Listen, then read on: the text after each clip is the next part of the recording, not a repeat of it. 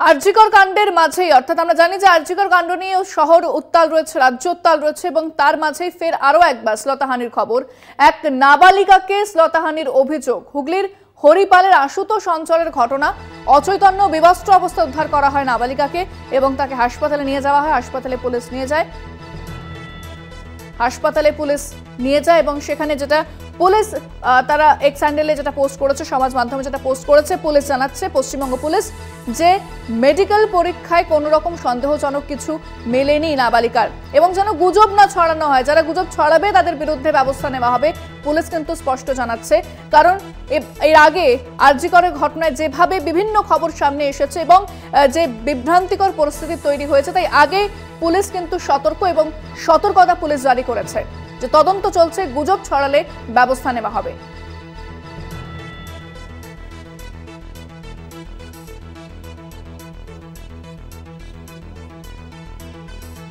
হরিপালে নাবালিকাকে ধর্ষণের অভিযোগ।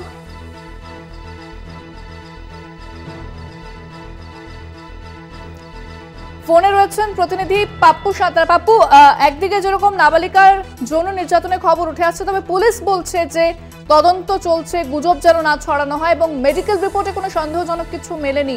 অর্থাৎ পুলিশ আগেই প্রত্যেককে সতর্ক করে দিচ্ছে।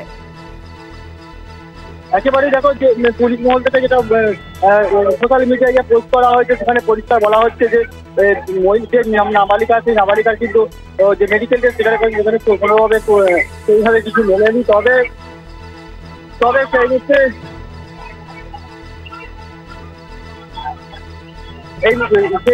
এবং যে ইতিমধ্যেই পাপ্পু, আমরা তোমার কথা শুনতে পাচ্ছি না।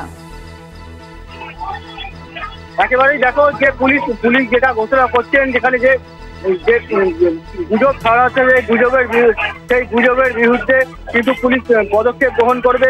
এমন কিছু ঘটেলে যে ধর্ষণের যে নিয়ম, যে বিষয়টা উঠে আসছিল, অভিযোগটা, সেটা নস্যাৎ করেছে।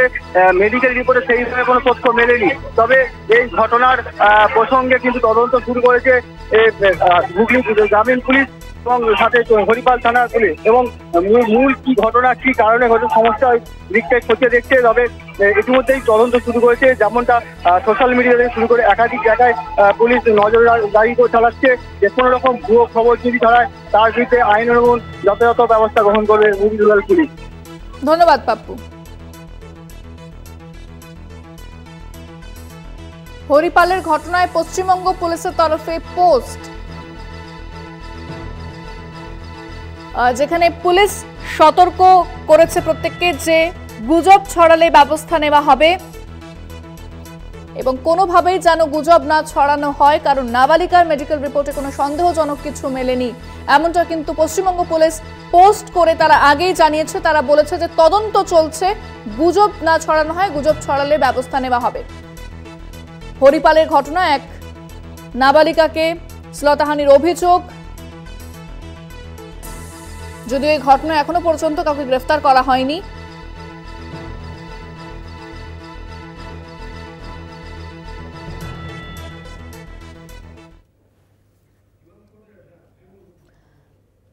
তৃণমূল মুখপাত্র দেবাংশু ভট্টাচার্য রয়েছে আমাদের সঙ্গে এই মুহূর্তে ফোনে।